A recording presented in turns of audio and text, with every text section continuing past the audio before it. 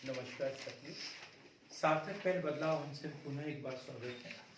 सार्थक पहल के माध्यम से हम पढ़ रहे हैं अभी GST, goods and service tax. लगभग 90% जो है जीएसटी के विषय में हम पढ़ चुके हैं।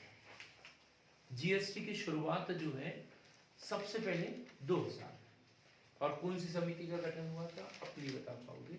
हाँ क्या? हाँ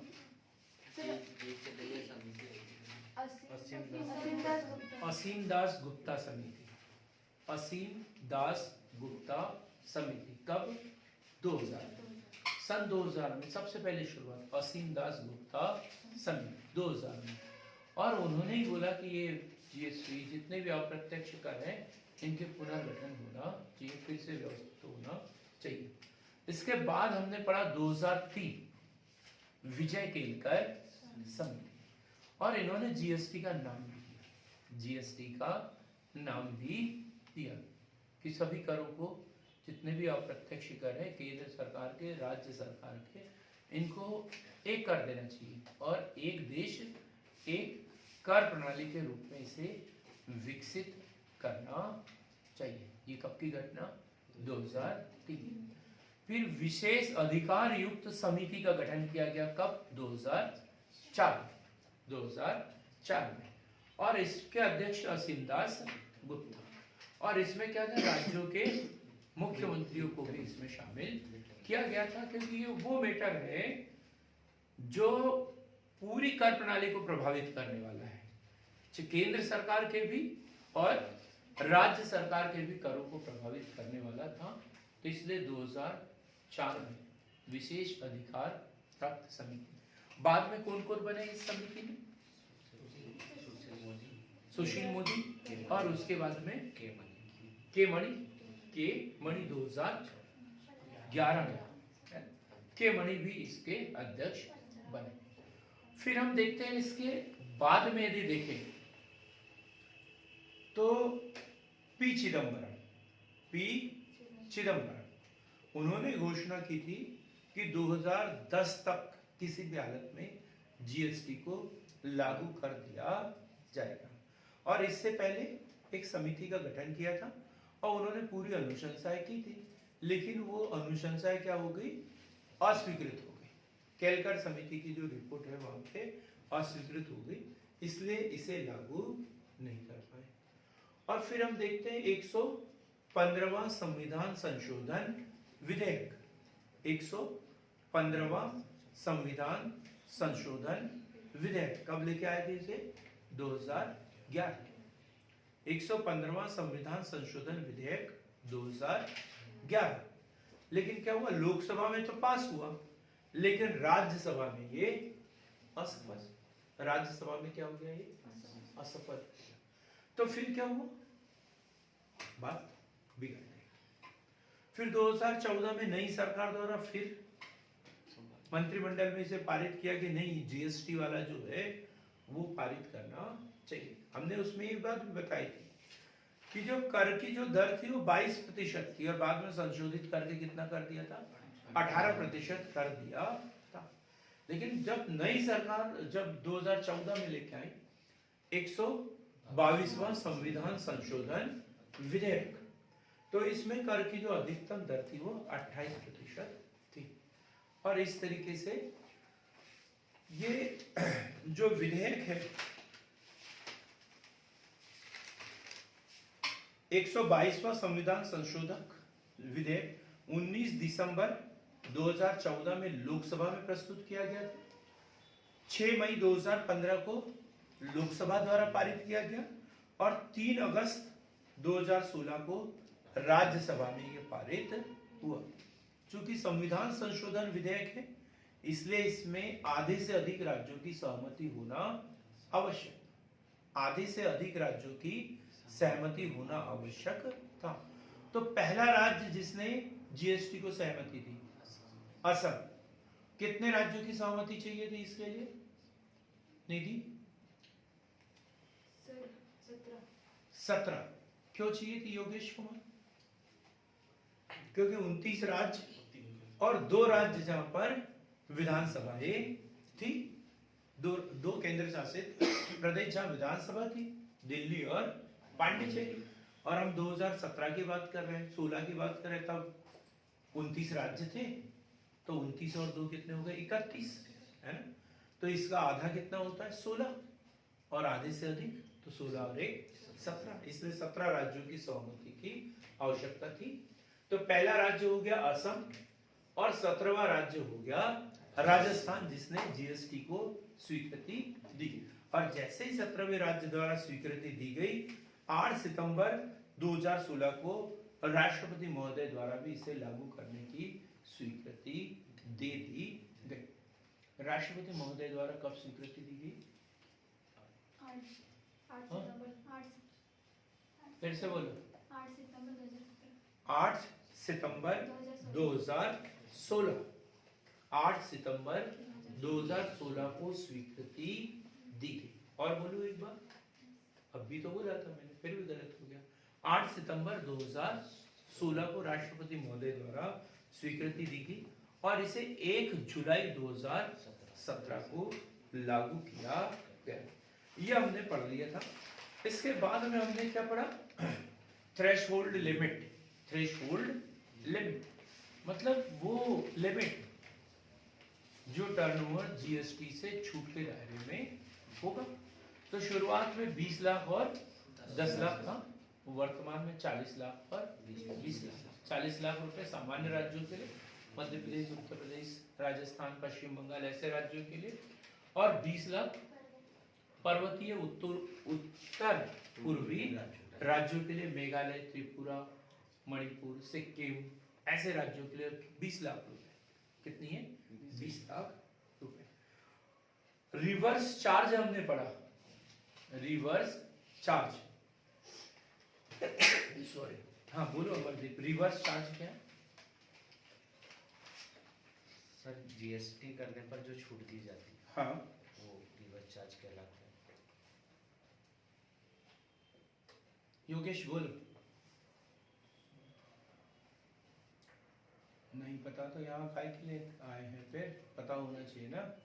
कल 2 बार 3 बार पढ़ाया ना मैंने। निधि ने पूछा भी था आखिरी में क्वेश्चन। हाँ बोली निधि। सर सेवा क्षेत्र के जो उपभोक्ता है उनसे जो टैक्स लिया जाता है, रिवर्स चार्ज सिस्टम के तहत जो सेवा लेता है उसको टैक्स उसी को देना है, ना कि सर्विस प्रदाता।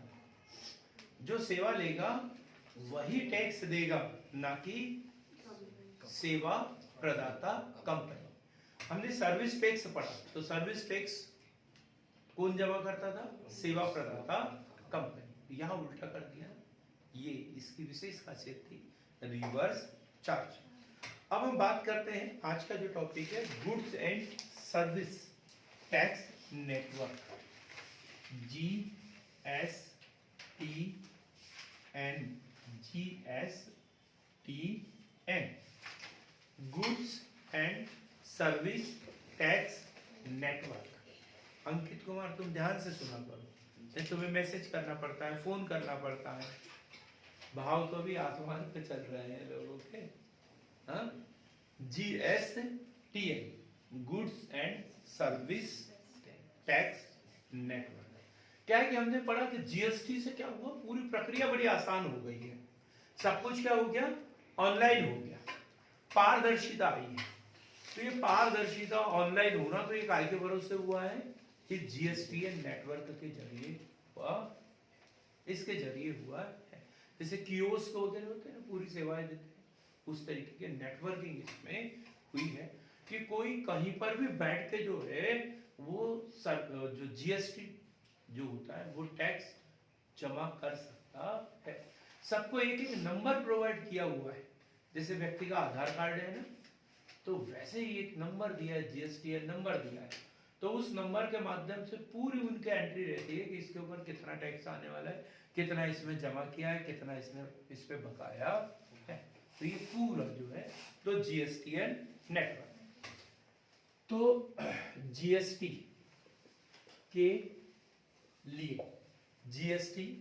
के लिए आईटी ढांचे की समुचित व्यवस्था, आईटी ढांचे की समुचित व्यवस्था, आईटी ढांचे की समुचित व्यवस्था, इंफॉर्मेशन टेक्नोलॉजी से संबंधित, सूचना एवं प्रौद्योगिकी से संबंधित पूरी जो व्यवस्था है वो क्या है, जीएसटी।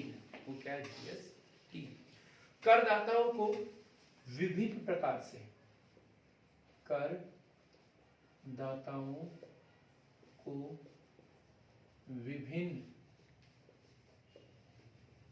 प्रकार से, विभिन्न प्रकार से कर प्रणाली से, कर प्रणाली से एकल कर प्रणाली में लाना। क्या उद्देश्य है इसका, विभिन्न कर प्रणाली। अब क्या होता है,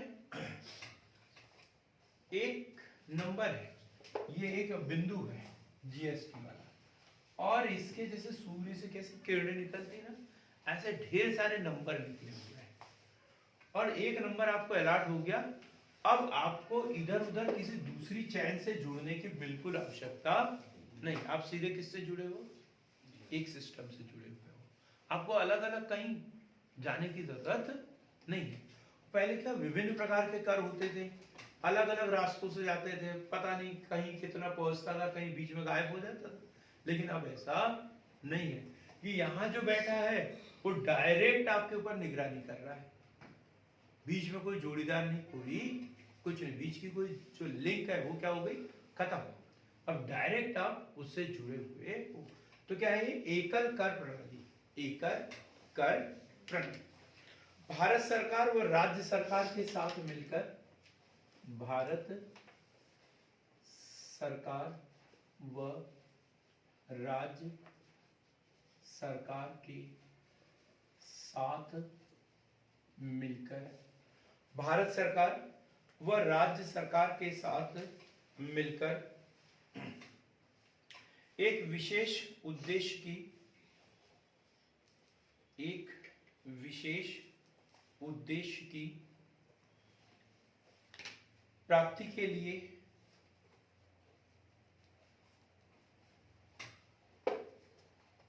एक विशेष उद्देश्य की प्राप्ति के लिए सरकारी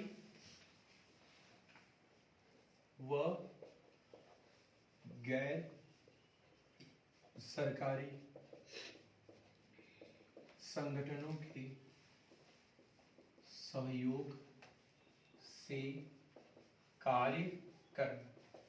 सरकारी एवं गैर सरकारी, कुछ कर्मचारी इसमें सरकारी हैं और गैर सरकारी, जैसे देखा जो जीएसटी चार्ज करने वाले लोग, सर्विस देने वाले, भरने वाले, महीने का हिसाब करने वाले, दुकान वालों उसमें तो नहीं बनता, तो इन्होंने क्या किया, जैसे लोग अपना वकील चुनते हैं वैसे इन्होंने चुन लिया है, उनके पास में पूरा आईडी पासवर्ड सब कुछ उनके पास में, वो गैर सरकारी संगठन। तो सरकारी और गैर सरकारी दोनों संगठनों के सहयोग से ये कार्य करता है।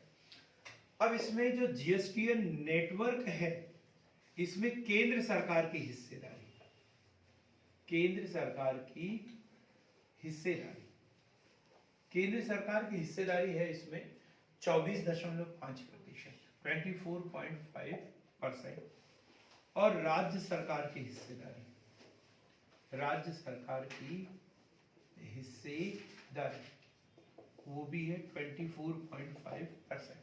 अभी कंफ्यूज हो गए होंगे आप लोग, क्योंकि हमने वोटिंग का अधिकार देखा था, तो वो कितना, केंद्र को 33.3 और राज्यों को कितना है 66.3। वो वोटिंग का अधिकार है निर्णय लेने के लिए, ठीक है।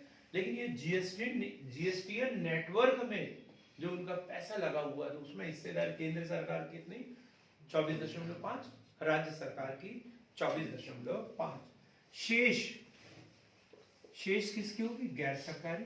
अब इसमें देखो किस किस की है, तो एचडीएफसी इसका है 10%, एचडीएफसी 10%, एचडीएफसी बैंक ये 10%, ये हाउसिंग लोन वाला ऊपर का HDFC और ये बैंक वाला, ठीक। ICICI बैंक, ICICI बैंक इसका 10%। इसके बाद में NSE इसका है 10%, इसका है 10%। क्या होता है NSE Sanjay? NSE national stock exchange, नहीं था, नहीं पढ़ा ना, और ये आएगा ना एग्जाम में, कल पेपर है ना आप लोग। NSE 10% और LIC लाइफ कॉर्पोरेशन इंडिया जीवन बीमा निगम इसका है 11%। कितना प्रतिशत है? 11%। तो कर प्रणाली के अंतर्गत IT राशि के लिए लाने के लिए ये व्यवस्था की गई है। एक एप्लीकेशन बनाया गया है इसको रन करने के लिए एक एप्लीकेशन है। तो क्या किसने तैयार किया? इंफोसिस। किसके द्वारा तैयार किया गया है? इंफोसिस के सहयोग से एप्लीकेशन सॉफ्टवेयर विकसित किया गया है। इंफोसिस के सहयोग से एप्लीकेशन सॉफ्टवेयर विकसित किया गया है।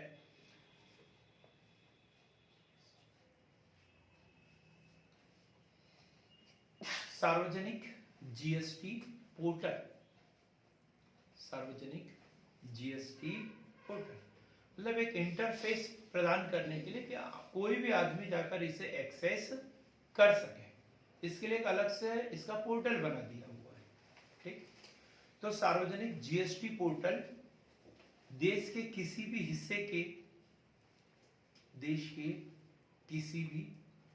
हिस्से के करदाताओं के लिए एक ही इंटरफेस है, एक ही इंटरफेस है,